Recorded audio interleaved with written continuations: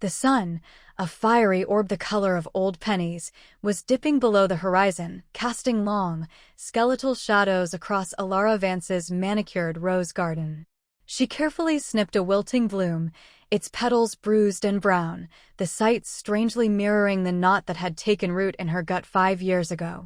Tonight, however, the knot felt sharper, colder. Tonight, the mirror image was a premonition, a cold whisper against the warmth of a setting summer. She stepped into the quiet twilight of her living room, the familiar scent of lavender and lemon polish a stark contrast to the acid building in her stomach. Her fingers, gnarled with age and years of backbreaking work, polishing, cleaning, managing the small bed and breakfast she'd painstakingly built from nothing after her husband's death, trembled slightly as she reached for the tablet. For 5 long years, 12-hour days weren't a chore, they were a holy ritual. Each scrub of a tile, each carefully prepared breakfast plate, each spreadsheet updated, was a brick in a metaphorical house. The real house. The one she'd promised herself and her late husband, the one with the wraparound porch and the view of the lake, where her grandchildren would run free. Every penny, every centavo, funneled into that one sacred account. Her retirement fund. Her sanctuary. Their legacy. Her thumb hesitated over the banking app. A tremor, barely perceptible, ran through her. It wasn't the usual ritual of checking the soaring balance.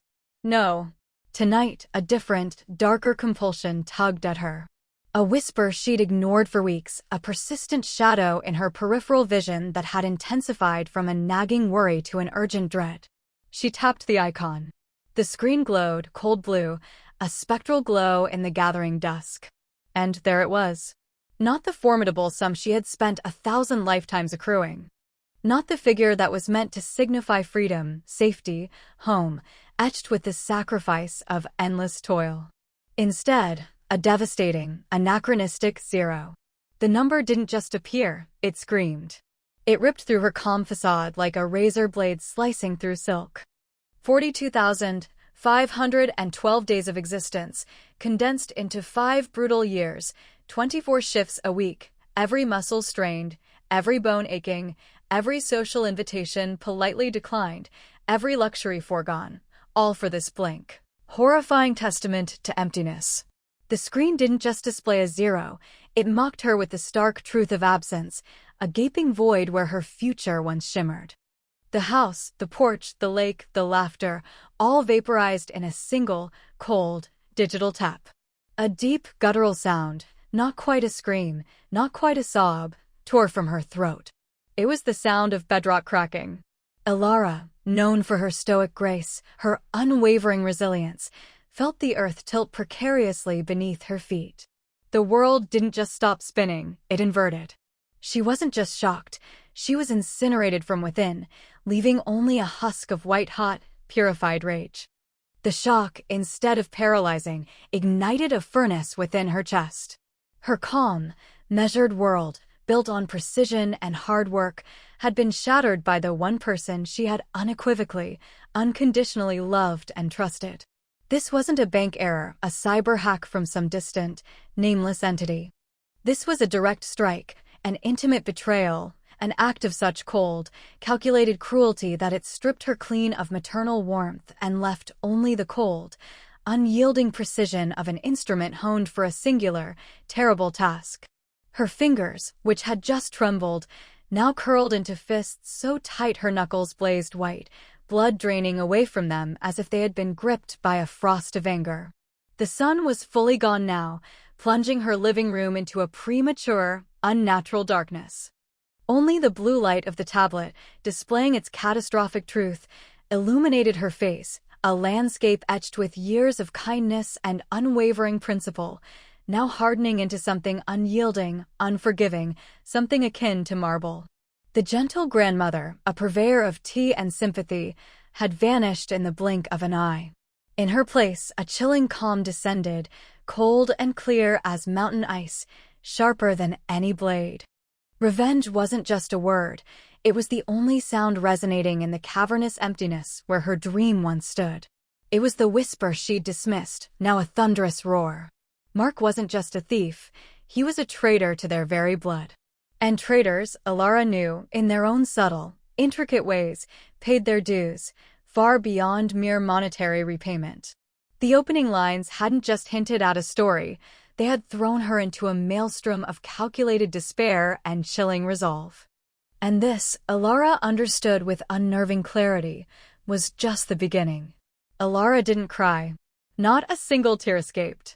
Grief, in its rawest, most concentrated form, had bypassed the superficial wellsprings and settled directly into the marrow of her bones, an ache that would not dissipate, only transmute into something infinitely more potent, more dangerous.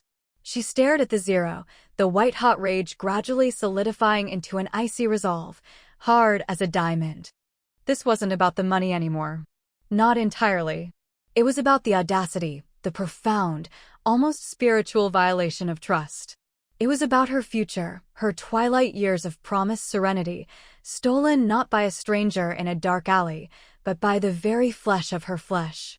The police, of course, were an option. An immediate, obvious recourse. But calling them felt like an admission of defeat, a desperate plea for outside intervention to mend a wound that ran too deep, too intimately, for any external authority to truly understand, let alone heal.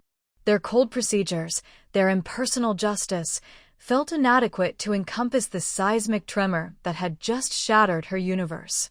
No, this required a different approach. A personal approach. An Alara approach, honed by a lifetime of meticulous observation and quiet, undeniable influence. She placed the tablet gently back on the coffee table, her movements strangely serene for someone whose world had just been obliterated, a macabre ballet of composure. Her mind, usually cluttered with recipes, schedules, and guest reviews for the B&B, was now eerily quiet, save for a single, resonating, all-consuming thought: Mark. She went to the kitchen and made a cup of herbal tea. Chamomile. A ritualistic gesture of familiarity in a suddenly alien world. The preparation, the familiar scent, the warmth radiating into her hands from the porcelain cup, grounded her in a way few other things could. As she steeped the leaves, her plan began to unfurl, not as a sudden flash of divine inspiration, but as a methodical, precise sequence, like stitching a delicate, complex lace tablecloth she might make for a cherished guest. Alara was good at planning. She was meticulous, patient, and, above all else, deeply underestimated. Everyone always underestimated the polite grandmother with the gentle smile and the lavender-scented hands. She knew Mark's habits. He was an artist, or at least he called himself one. He dabbled in digital graphics, web design, always on the cusp of a big break that never quite materialized beyond grandiose pronouncements. He lived a precarious existence in a loft apartment downtown, barely making ends meet, or so he claimed. He had always been flaky, generous with promises, sparse with follow-through. A charming rogue, her husband used to call him, a glint of indulgent affection in his eye. But this wasn't charming rogue behavior. This was predatory. This was a violation. The first step was information. Not a confrontation. Never a direct accusation. Alara needed to see the full architecture of the web Mark had spun, the strength and tension of its threads, before she could even contemplate plucking them apart. Over the next few days, Alara maintained her normal routine at the B&B. Guests complimented her pastries, her impeccable service, her soothing demeanor, the way she effortlessly made their stays feel like home. Each smile was a Herculean effort of will, each polite conversation a meticulously performed masquerade. But beneath the surface, behind the placid blue eyes, a finely tuned, clandestine surveillance network was taking shape, driven by an unshakable determination. Her initial forays were deceptively simple, leveraging her innocuous persona. A call to Sarah, Mark's ex-girlfriend, under the guise of checking in on Mark's artistic progress and overall well-being. "Oh, Mark." Sarah's voice, always a little breathless, sounded profoundly weary now, laced with a familiar resignation. "He's around. Saw him just last week. He looked pretty rough, actually." Said he needed money for a new project. Again. Classic Mark. Elara hummed noncommittally, feigning mild concern. He always has big plans, doesn't he? Is he still seeing that girl, Anya? The sculptor? Anya? Oh, they broke up months ago. You didn't know? Yeah, she said he owed her some money, actually. Something about a shared investment that went south. Typical Mark, burning bridges. A new, critical piece clicked into place within Elara's mind. Debt. Mark had always been a master of acquiring it, then deflecting it. This suggested a more pressing, pervasive need. Next, a carefully phrased chat with Margaret, her longtime bridge partner and confidant, whose son, Harold, worked at the same digital agency Mark sometimes freelanced for. Harold mentioned Mark the other day, Elara said casually, dealing out cards, her movements fluid and practiced. Still hasn't found his footing, poor boy. I worry about his prospects. Margaret sighed, collecting her trick. Harold said Mark seemed to be making more appearances at their usual pub lately, surprisingly. Even bought the rounds for the whole team last week.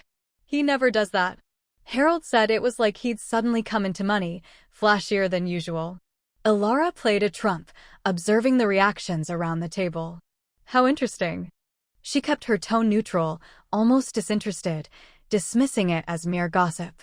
She filed it away, recent, uncharacteristic generosity, especially for someone perpetually broke.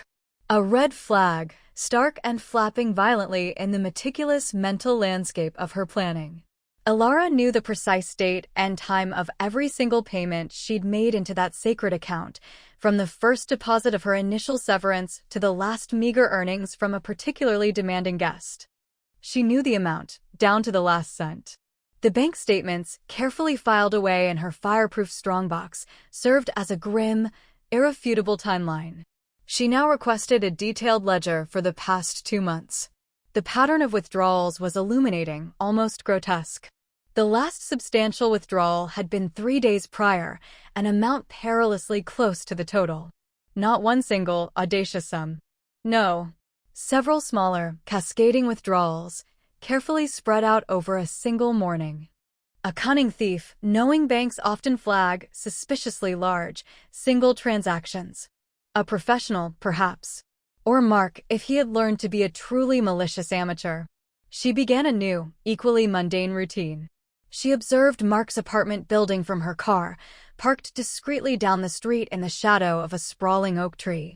It was a tedious exercise, requiring hours of static patience, but Elara had patience in spades. She noted the comings and goings, the mundane rhythms of his life, the frequency of deliveries. He seemed agitated. He paced by his window more than usual, his phone often pressed to his ear, his face tight with a visible strain. Sometimes he'd dash out, eyes darting almost frantically, as if expecting to be followed or anticipating a danger. Paranoia. Guilt, perhaps, beginning to erode his composure? Or was it something else entirely, a shadow much larger than herself, looming over her son? One evening, an opportunity presented itself with an almost divine serendipity. Mark left his apartment, clearly in a desperate hurry, fumbling with his keys in the fading light. In his haste, he left the front door to his unit slightly ajar as he rushed down the stairs. It was a fleeting, narrow window.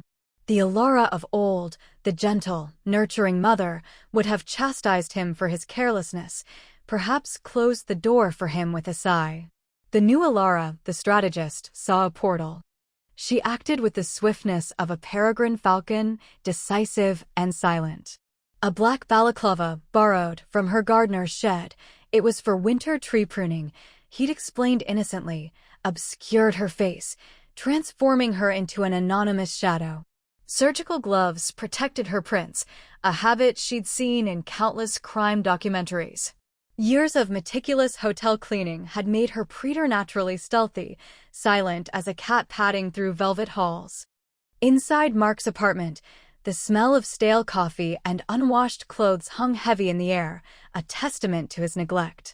It was a cluttered mess, papers scattered across every surface, discarded fast food containers littering his work area. Elara moved with methodical precision, scanning, not searching. She wasn't looking for her money here. She was looking for clues, evidence, connections.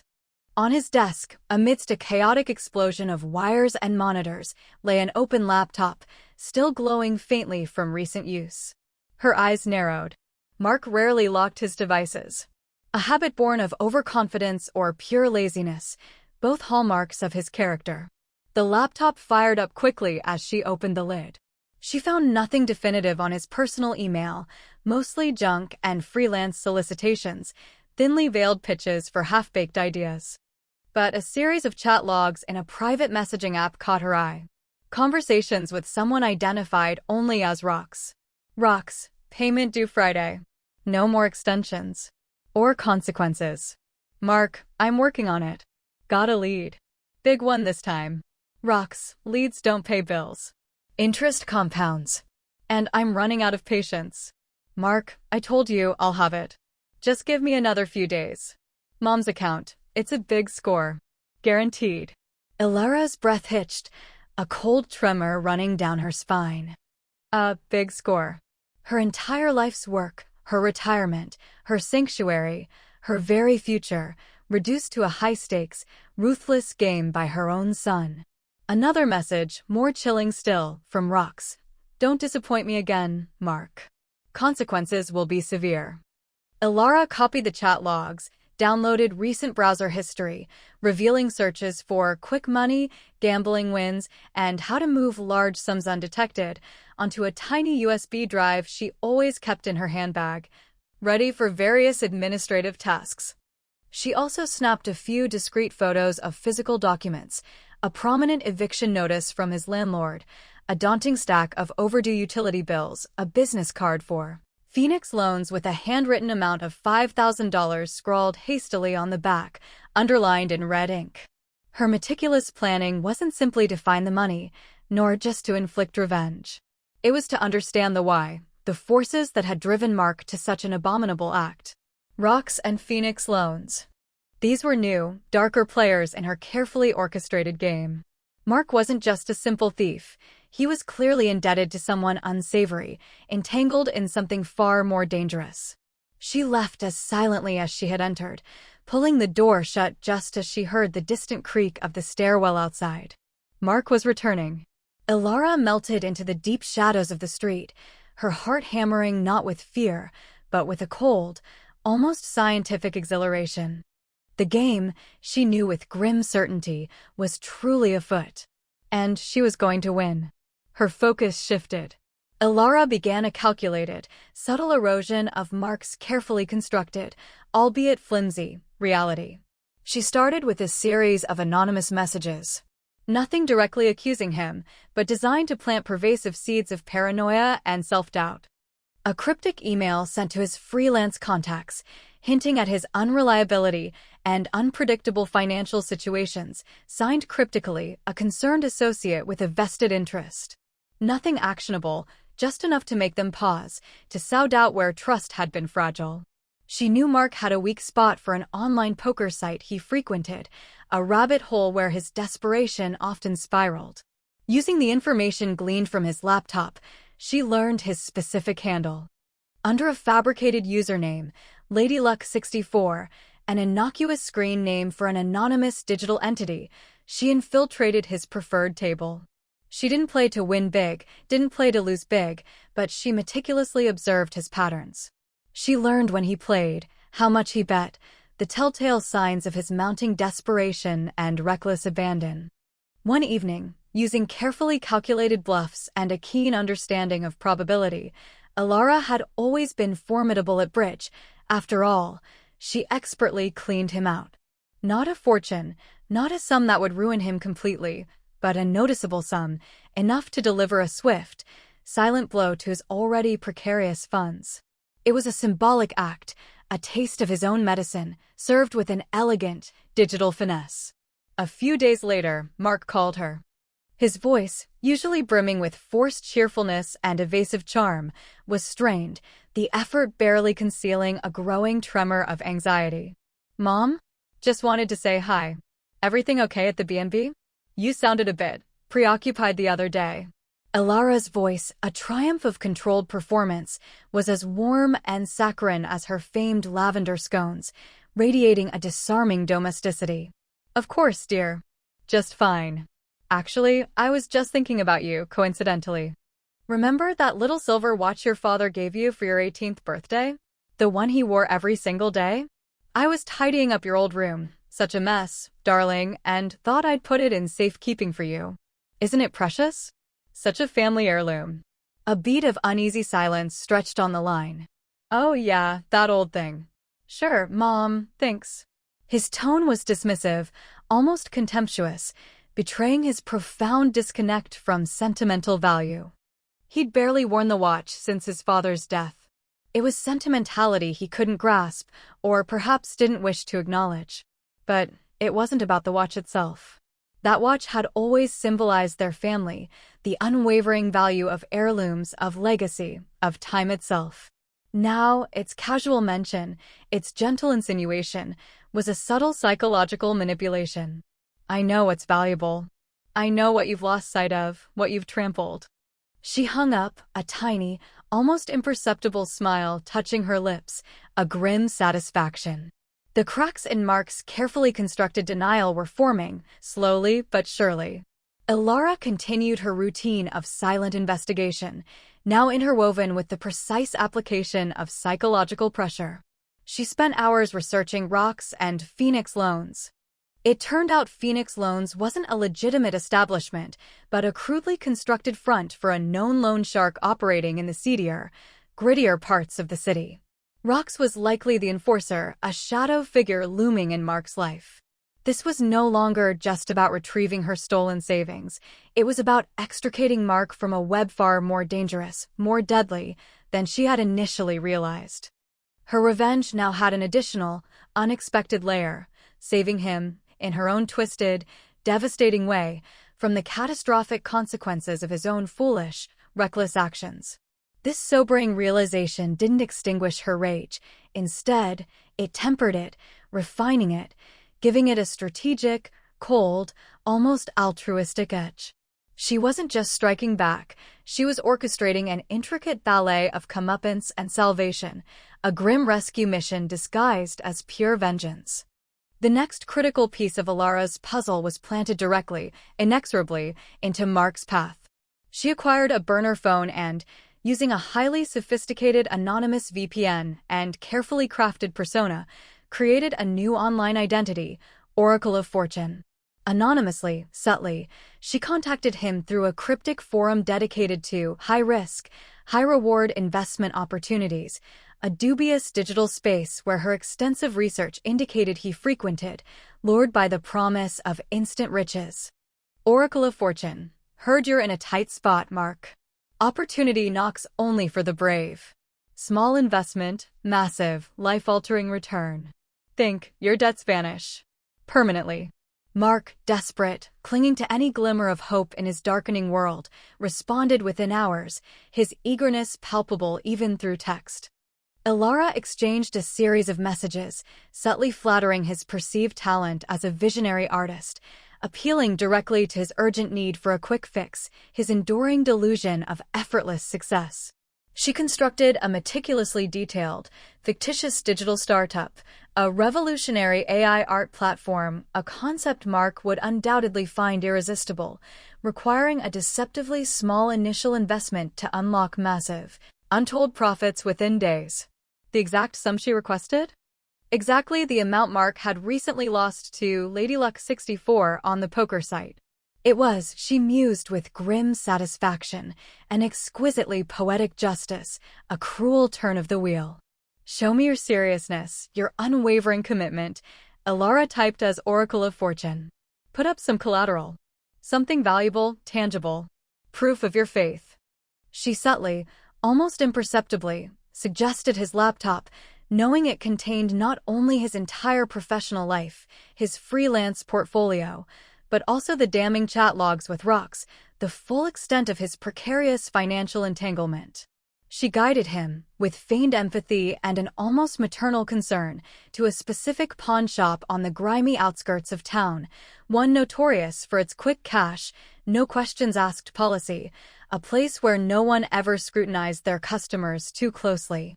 Mark, blinded by a potent cocktail of greed, fear, and sheer, agonizing desperation, fell for it utterly and irrevocably. He needed that investment money. He had rocks breathing down his neck, his threats growing colder, more concrete. The prospect of clearing his crushing debts in one decisive stroke was far too tempting to resist, a siren's call in his desolate landscape. A day later, Alara, disguised in a heavy scarf that shrouded most of her face and oversized, anonymous sunglasses, watched from a discreet vantage point as Mark walked out of the pawn shop, a paltry wad of cash clutched in his trembling hand. A fleeting, desperate hope mingled with an overarching despair on his face, the ghost of a promise. Moments after he disappeared down a grimy alley, she entered. Looking for a specific laptop, she said to the gruff, bored pawnbroker, her voice pitched lower than usual, laced with a convincing air of maternal concern.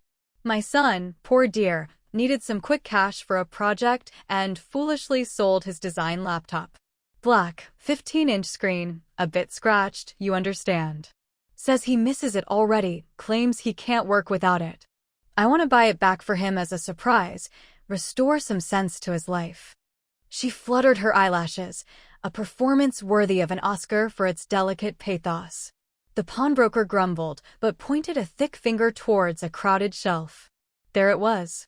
Mark's laptop, undeniable. Alara bought it. Along with it, she shrewdly purchased a cheap, nearly identical older model she knew she could pick up for next to nothing. Back in her B&B's quiet, sun-drenched office, Alara carefully, systematically extracted crucial data from Mark's laptop, his full financial dealings with Phoenix loans, the exact amounts, the terrifying interest rates, details about Rox's physical appearance and hangout spots from some of Mark's panicked messages to his other contacts, even his specific gambling addiction trigger patterns, a roadmap to his self-destruction. Then, with an expert's hand, demonstrating a surprising technological prowess, she installed a keylogger and sophisticated remote access software onto the older, identical laptop. This was the confessional, her silent witness. She wiped Mark's original laptop completely clean, leaving only basic, innocuous files, creating a pristine facade. A few days later, Mark received another anonymous message from Oracle of Fortune, terse and urgent. The platform is launching. A truly groundbreaking opportunity. You need to make your move now or it vanishes. For a dedicated investor, I have a special, personal message that requires immediate attention and discretion. It instructed him to meet her, Oracle of Fortune, at a deserted, dimly lit public park bench in a specific location on the far side of town at precisely midnight. A final rendezvous. Mark was growing increasingly jittery, verging on a full-blown panic attack. The massive return from Oracle of Fortune hadn't materialized. Rox's messages were growing more aggressive, more chilling in their implication. Don't disappoint me again, Mark. Or suffer the consequences. The phrase now echoed ceaselessly in his every thought, a terrifying mantra. He was truly afraid, cornered, and desperate. His lingering guilt over his mother's money, previously submerged beneath a tide of self-pity and entitlement, now began to surface, sharp and undeniable. He had told himself she had money, why couldn't she just give it to him? He'd pay her back. Always, eventually. Lies he now heard through the echoing screams of Rox's threats. That same evening, Alara invited her best friend, Agnes, for their weekly game of mahjong. Agnes, sharp-witted and eminently pragmatic, had noticed Alara's strange intensity, the steel in her gaze of late. You've been preoccupied, Alara, Agnes observed, placing a dragon tile, her eyes shrewd and discerning. More than usual. Everything all right with Mark? He seems distracted these days. Alara smiled faintly, a serene, unreadable expression. Life, Agnes, it has a way of throwing curveballs. And sometimes, one has to swing with more than just a little grace. She didn't reveal details, not yet, but hinted at a complex family situation that needed handling, with an underlying layer of gravitas. Agnes implicitly understood. Agnes, always trusting of Alara's judgment, simply nodded, intrigued and discreet. As midnight approached, thick mist beginning to roll in from the lake, Mark nervously approached the designated park bench. It was shrouded in a ghostly haze, the few streetlights hazy or broken, casting more shadow than illumination. He shivered, pulling his jacket tighter against the damp cold, a visceral dread growing in his gut. This whole oracle thing felt increasingly shady, but what choice did he have? It was his last, desperate shot. A figure emerged from the oppressive gloom, not Oracle of Fortune with their promised salvation, but someone else entirely. A hulking, shadows-obscured man, large and menacing. Rox.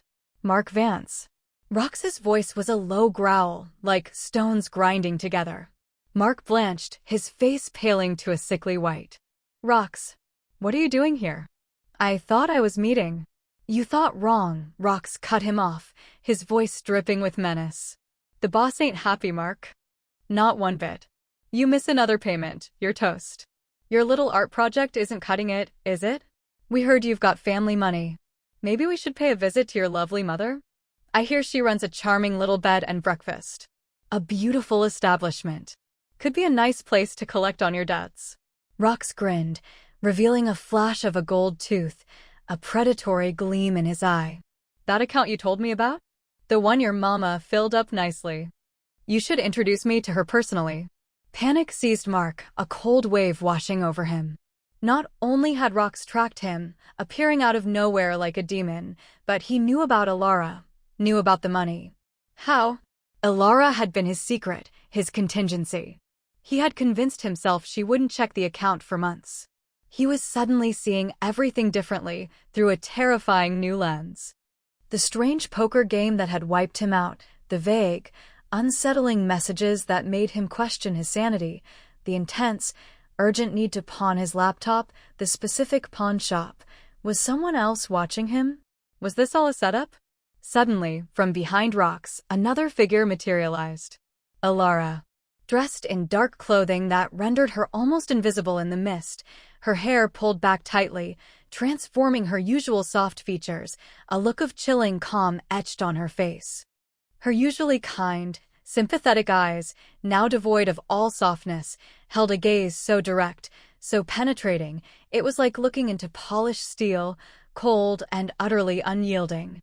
She held up her old tablet, its screen illuminating not only the damning zero balance of the wiped account, but also a freshly printed-out copy of the chat logs between Mark and Rox, which Alara had covertly, almost artfully, left for Rox to find in a very public drop spot she knew he'd frequent, making it look like a disgruntled insider, an anonymous informer within Mark's chaotic circle. The unvarnished, brutal truth laid bare. Hello, Mark, Alara said, her voice soft, utterly devoid of all maternal warmth, yet utterly chilling in its clinical precision, echoing unnaturally in the misty night. And hello, Rox. Or should I say, Mr. Petrov? Alara had spent hours meticulously connecting Rox's online presence, his known associates, and specific code words in the chat logs to a specific, detailed criminal dossier, known within certain quiet circles. You won't be paying my BNB a visit, Mr. Petrov. And you certainly won't be touching a single penny of my money, or anything else belonging to me. Not anymore. And definitely not my grandchildren's future. Rox's eyes, which had widened slightly at the sight of Alara, a seemingly frail old woman, now narrowed with a sudden, calculating menace, a dawning realization. He looked from the printout of the chat logs, now fluttering gently in Alara's hand, to Mark, then back to Alara, finally beginning to grasp the chilling depth of the deception he'd walked into, the trap he hadn't foreseen. What is this, old lady? You playing games now? He moved forward, his posture radiating a tangible threat, stepping out of the mist. Not games, Mr. Petrov, Alara countered, unmoving, her feet planted firmly on the cold ground, an unshakable sentinel. Consequences. You see, Mark here didn't just steal from his mother. He tried to trick you too, didn't he? Leading you on a chase, promising my life savings, putting both of our lives, our futures, at profound risk, all for his self-preservation. But I am not so easily swindled. The money is no longer in that account. It's been moved. Immediately. To a secure trust, under the inviolable names of my grandchildren, managed by Ironclad Legal, the most formidable trust lawyers in the country. She had made that arrangement just hours after discovering the theft, preemptively securing her future and making his actions futile. Mark had been emptying an account that, in his eyes, was ripe for the taking, a quick and easy solution, but had unknowingly triggered Alara's finely tuned, pre-established safety measures, a contingency he couldn't have imagined. And these chat logs? She gestured to the printout in her hand, visible to both men in the ambient light. They clearly show you, Mr. Petrov, attempting to extort and threaten an elderly woman, threatening to invade her property, all for money you yourself had loaned, knowing full well it was not Mark's to begin with, derived from criminal activity. An activity I'm sure your more discreet associates would find most unprofessional, most inconvenient. Alara smiled then, a genuinely terrifying, knowing smile that chilled Rox to the bone. I've also sent copies of these and the intimate financial details of Phoenix loans, gleaned from Mark's careless records, to a very particular contact in the Economic Crimes Division, along with detailed information about all of your other businesses, their locations, their activities. Discreetly, of course. Rox's face turned from menacing to ashen. His swagger evaporated. Ilara's calm, deliberate delivery, her obvious preparation, the meticulous evidence she was wielding. She wasn't a vulnerable old lady. She was a predator, far more dangerous and utterly unforeseen than he could have possibly imagined. He hadn't realized who he was truly dealing with. He'd underestimated her gravely. He knew of Ironclad Legal. They were famously relentless, tenacious. And the Economic Crimes Division, for someone in his line of business, was undoubtedly bad news, synonymous with complete ruination. Her evidence wasn't just words, it was detailed, documented, digital truth, meticulously pieced together from Mark's incredible recklessness and her own frightening genius. What is your game? Rox demanded, his voice now devoid of any of his usual bluster, reduced to a desperate rasp. My game, Alara said, her voice dropping to a whisper that nonetheless cut through the swirling mist with surgical precision, is that I want my son to understand the true cost of his betrayal. And you, Mr. Petrov, are simply a convenient, unwitting catalyst in his education. She pointed at Mark, who stood frozen, utterly aghast, his eyes wide with a burgeoning horror and a nascent, terrifying understanding of his mother's true ruthlessness, her strategic brilliance. Mark, you emptied my account. Not just the money, Mark, but my dreams, my carefully built security, and worst of all, my profound belief in you. And because of your desperation, because of your choices, you embroiled yourself with dangerous men like Mr. Petrov here. Ilara held up the second laptop, the older, cheap one, the one with the keylogger and remote access, her final weapon. This isn't your old laptop, Mark. Your old one, cleaned, wiped, will be returned to the pawn shop tomorrow morning with an anonymous call to a recovery organization for stolen goods, a small act of kindness in the chaos. This one will tell your entire story to the world. The real one. Every gambling debt, every lie, every desperate plea to Rox, every transaction tied to Phoenix loans, all available on the cloud storage you were foolish enough to sync to your computer, to every one of your professional and personal contacts. A precise, digital, public execution. Your artistic clients will see what sort of man they are truly dealing with. Your few remaining friends will understand why you suddenly needed funding. You will be professionally ostracized, Mark.